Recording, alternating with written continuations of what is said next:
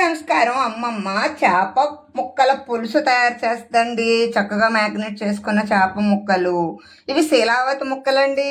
చక్కగా రసం తీసుకున్నాను, చింతపండు పులుసు, ఇది గరం మసాలా, ఇది కాస్తంత కారం, అదేంటి మిర్చి మెంతులు డ్రై చేసి పొడి చేసుకుంటాను. ఉల్లి బొందండి, చూసారా, నీరుల్లి, పండుమిర్చి వేస్తున్నాను. అందరూ పచ్చిమిర్చి వేస్తారు, అమ్మమ్మ వెరైటీగా పండుమిర్చి వేస్తుంది. కాస్తంత ఉప్పు పడితే సరిపోతుంది. కరివేపాకండి.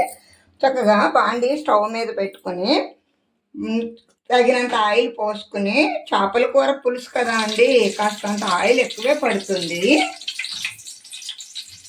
పండుమిర్చి వేసానండి, దానిలో ఒకే ఒక్క నీరుండండి. వేగిన తర్వాత చాలా తక్కువ వేసుకోవాలండి ఉప్పు, ఎందుకంటే మ్యాగ్నెట్లో వేసాం కదా. దేనికైనా కరివేపాకు కొత్తిమీర ఉండాలండి. కొత్తిమీర లేదండి, అందుకు కరివేపాకు కాస్త ఎక్కువ తగిలించానండి.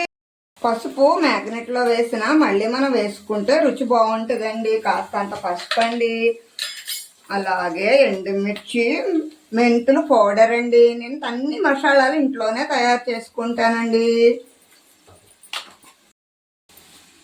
చక్కగా చింతపండు పులుసు వేసుకోవాలండి. వాటర్ ఎక్కువే వేసుకోవాలి, ఎందుకంటే మనం వాటర్ పొయ్యం కదా అండి. ఇంకా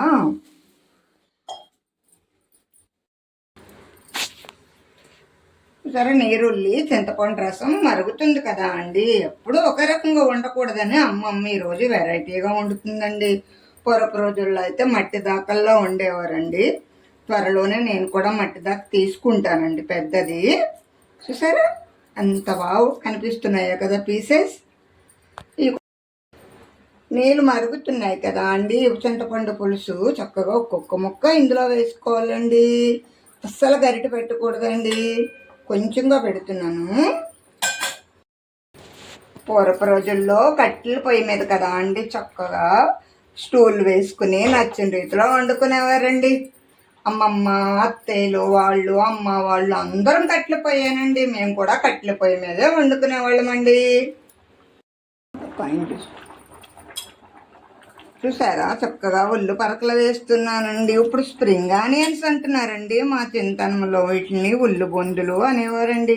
ఇవి కూడా ఆరోగ్యానికి ఏదైనా కానీ మేలే చేస్తాయి అనుకుంటున్నానండి. ఎందుకంటే మా చింతనంలో ఉల్లిబొందు కూరలు కూడా వండుకునేవారండి, ఉల్లిపాయలు వేసి.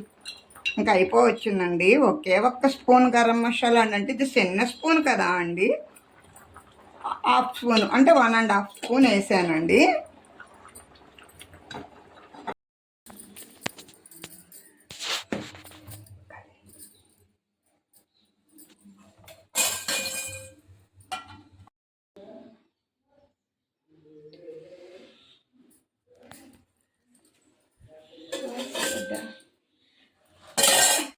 ఎంతో రుచికరమైన శీలావతి ఉల్లిపరక పులుసు రెడీ. దగ్గరగానే చేశానండి, ఎందుకంటే పులుసు వేస్ట్ అవ్వకూడదని. మీరు కూడా ట్రై చేయండి. ఉంటాను, బాయ్ బాయ్.